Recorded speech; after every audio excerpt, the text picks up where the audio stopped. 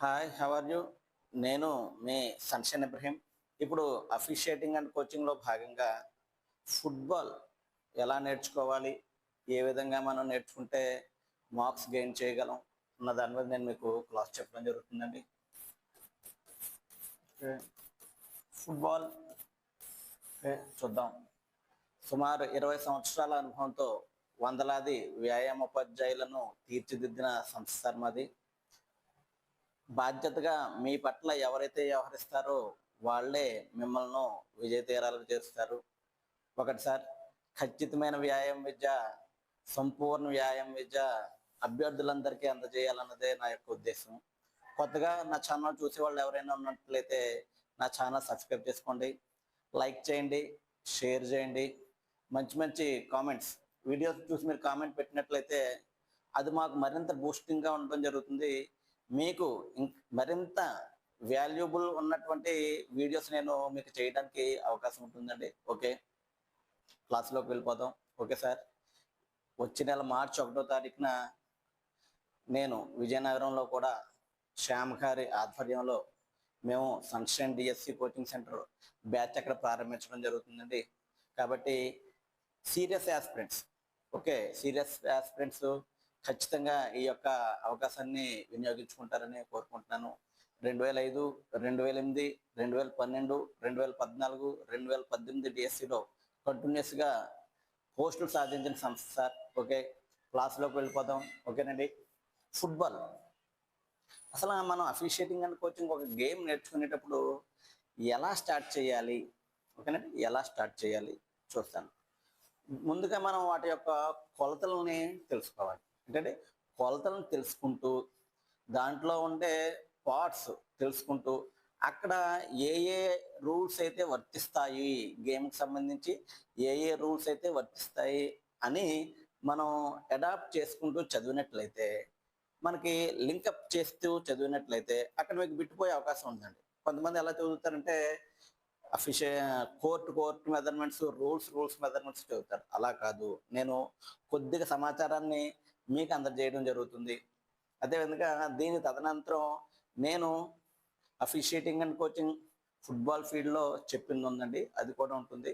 అది కూడా మీకు వాల్యుబుల్లే, అది కూడా వీక్షించండి. ఓకే సార్, మొట్టమొదటిసారిగా ఫుట్బాల్ కోర్ట్ పొడవు వెడల్పు వేసుకుందాం. ఓకే, అసలు ఫుట్బాల్ ఫీల్డ్ వచ్చేటప్పటికి నిర్దిష్టంగా ఎంత ఉండాలని లేదండి. పొడవు వెడల్పు చూసుకున్నట్లయితే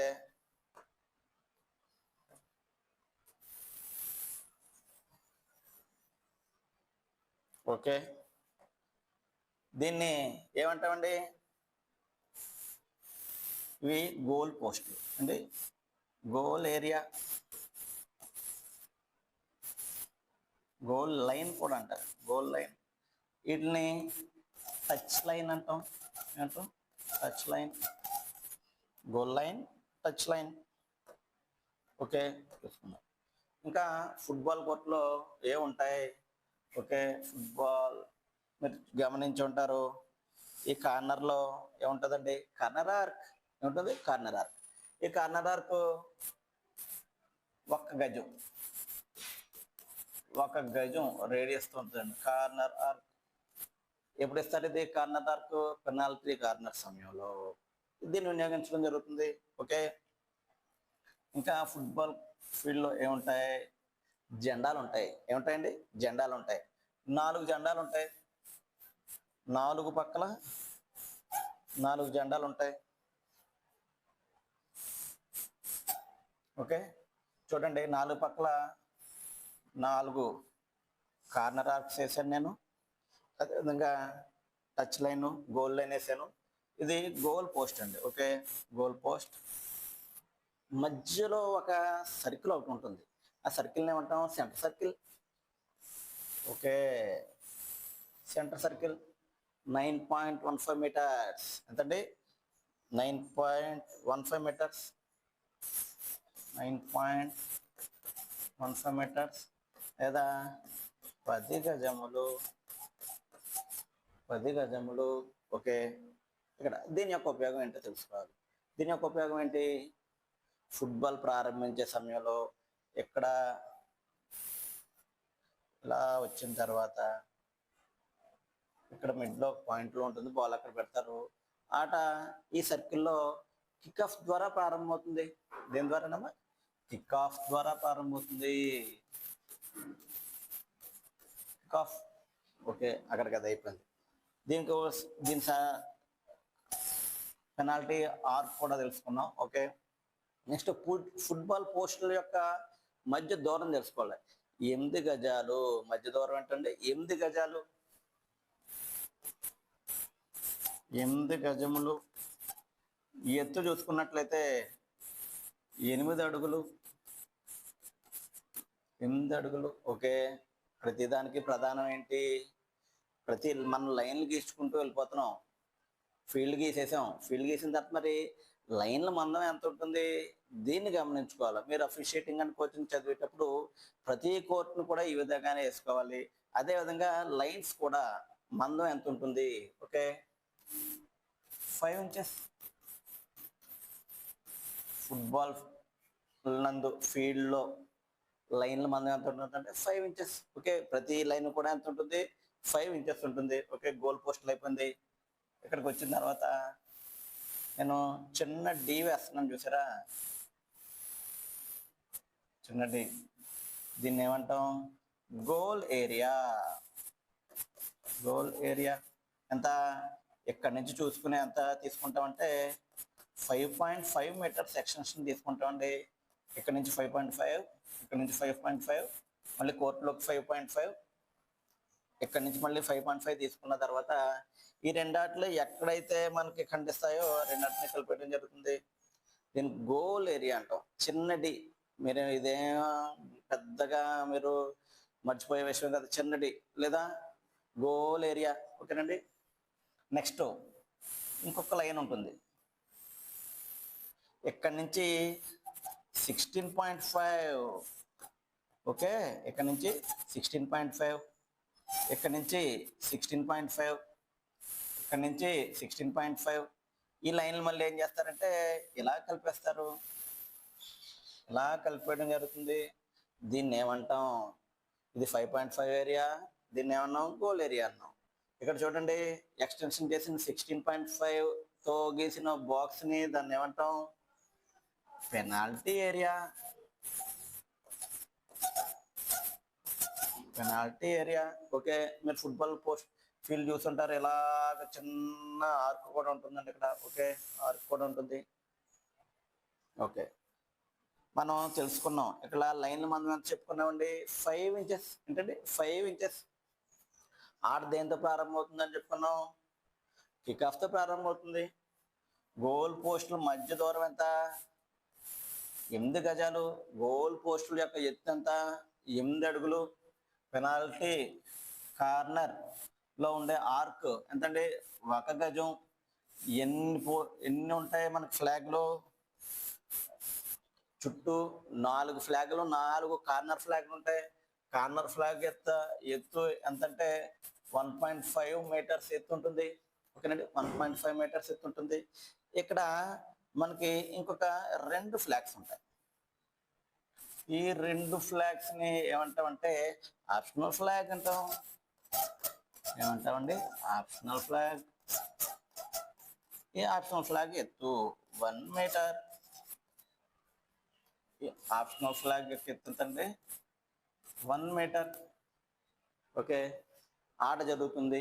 ఓకే, ఆట జరుగుతున్నప్పుడు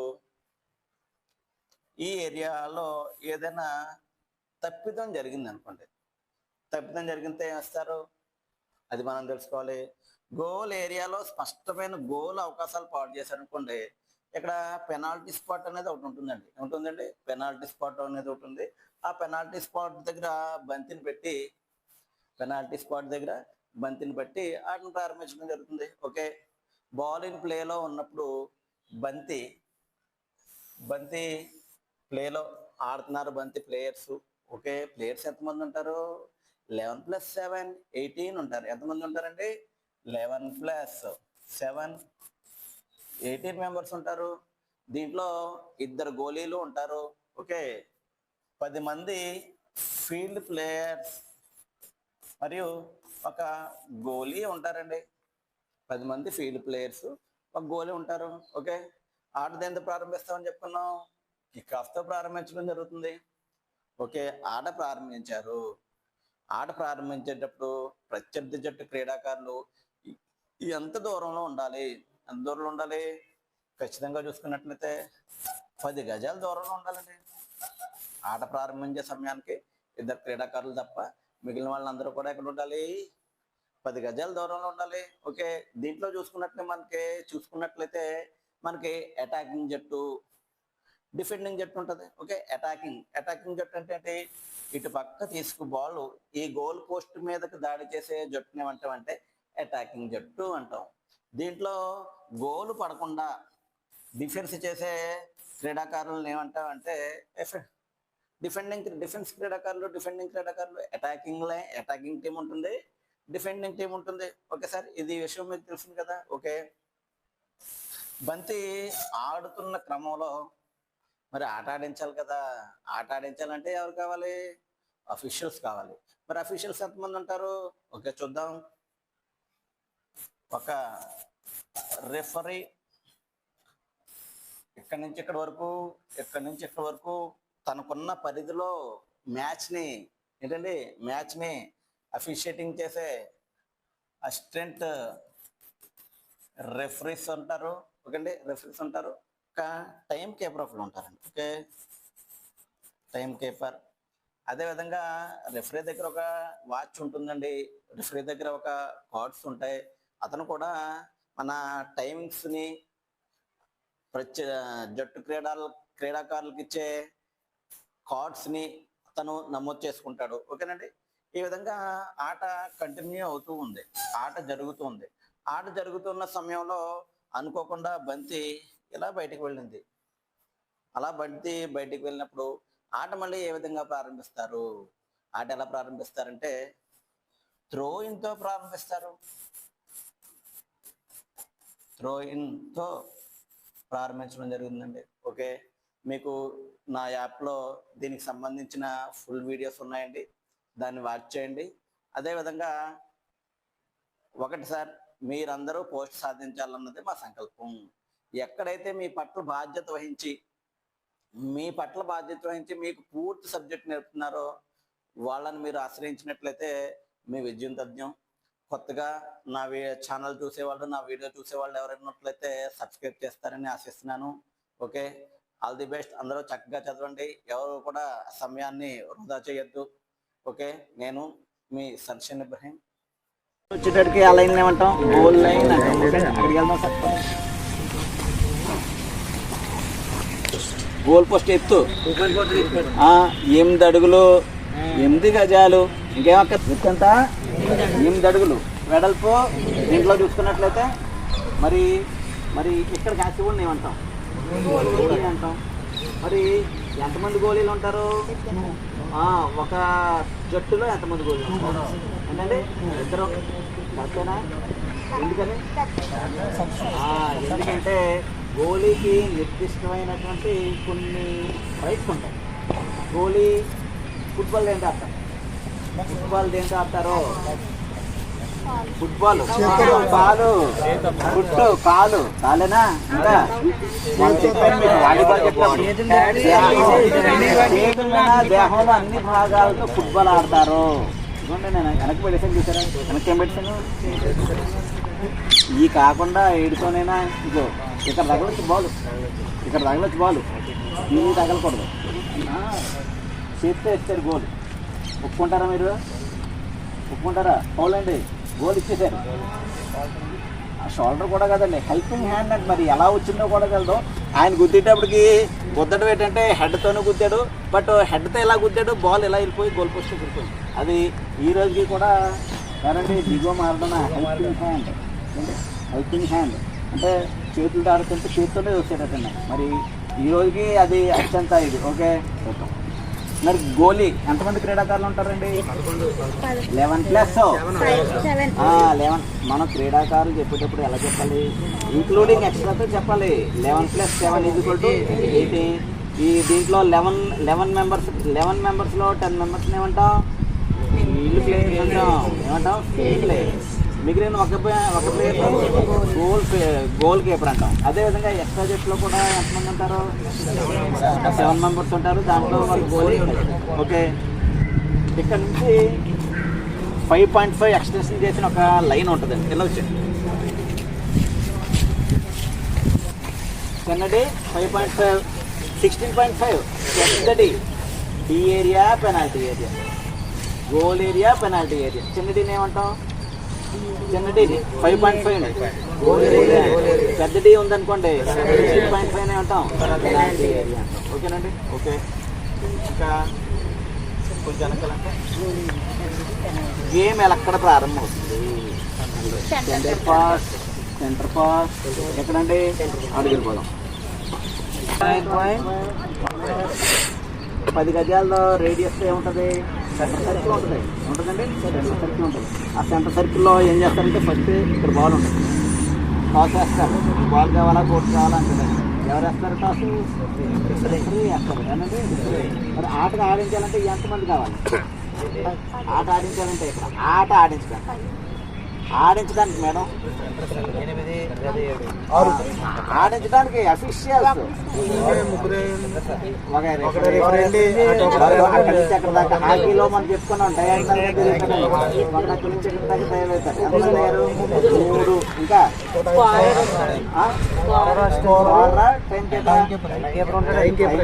టైం ఆల్రెడీ రిఫ్రెషింగ్ ఉంటుందండి.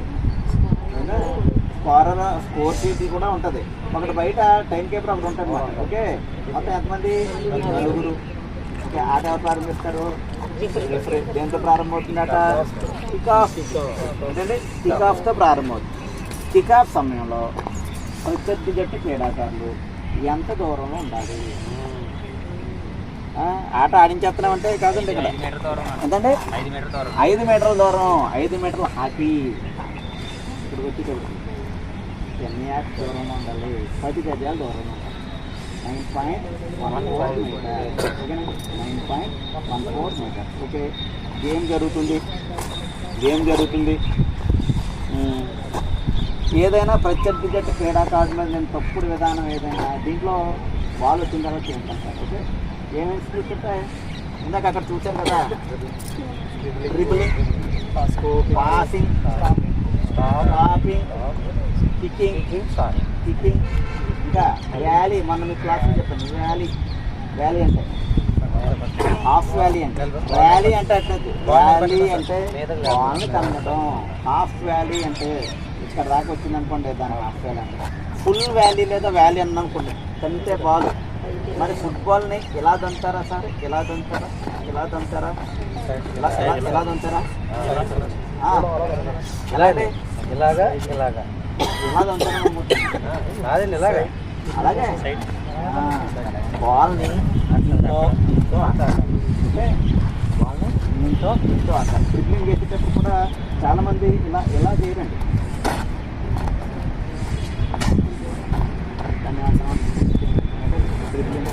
డ్రిబ్లింగ్ తర్వాత మనిషికి బాల్ అనేది పాసింగ్ చేసిన తర్వాత అది ఏం చేస్తాడో స్టాపింగ్, మళ్ళీ ఏం చేస్తాడో.